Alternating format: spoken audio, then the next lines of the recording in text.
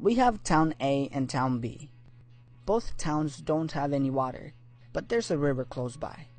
So John from town A decides that he's gonna be the one to bring water into his town. So he grabs a few buckets and starts bringing all the water he can and begins selling it to the people in town, which are desperate for water, so they're willing to pay a good price. John starts spending all of his waking hours bringing water into town and selling it, so he starts making money.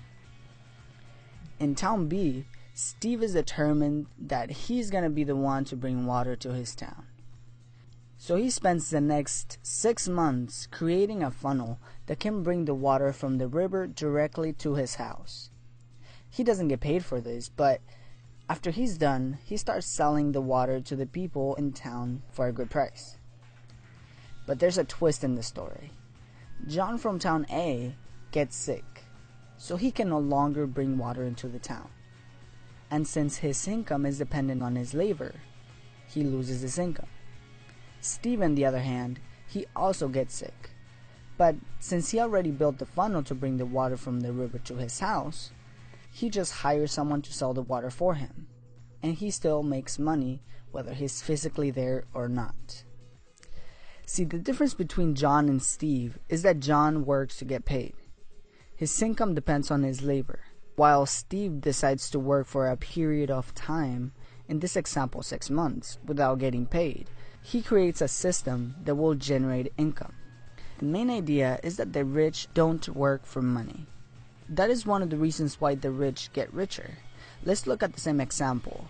Once Steve is done with his first funnel, he can go to town A and build another one and even run John out of business. And then he can go to town C and do it again, and then town D and E, and on and on and on. And he will be generating income from all of these funnels. This is actually called an asset, which I explain in more detail in my other Rich Dad Poor Dad video. So while John has to work every single day to earn his paycheck, Steve earns his, even if he is not physically there. So again, when most people work for money, the rich build systems to generate money for them. Robert Kiyosaki explains that our financial lives are run by two emotions, fear and desire. The fear of not having money and not able to pay our bills makes us go find a job, which is perfectly normal and it happens to most of us. So then we get a job and start making money. Then desire kicks in, and we start thinking about all the cool things that we can buy. We start thinking about those new Jordans that just came out. We start thinking about that car that we always wanted. And then we spend all of our money. So the fear of not having money kicks in again. And then a pattern is created. We work, we get money, we spend it. And then we're back to square one every month. This is what is called the rat race. Dominating these emotions can help us achieve more lasting wealth. For example, dominating fear can help us work without having to get paid to be able to create an asset. And dominating desire can help us avoid spending money on things that we don't need. So pay attention how fear and desire play a role in your financial situation and avoid the rat race. Lastly, if you read the book, you know that Robert Kiyosaki did not listen to his real dad when it came to money. He learned from his friend's dad, who knew more about being rich, which he then called Rich Dad.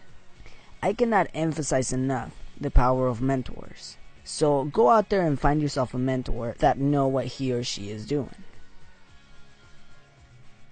Okay, let's review the ideas again. First, the rich don't work for money. Second, don't let fear and desire run your financial life. And third, find yourself some mentors. Alright guys, I hope you liked this video and got something valuable from it. Let me know in the comments below, what are some of the things that you're doing to improve this area of your life? And if you have a friend that would like to watch this, share it with them and subscribe for more great ideas.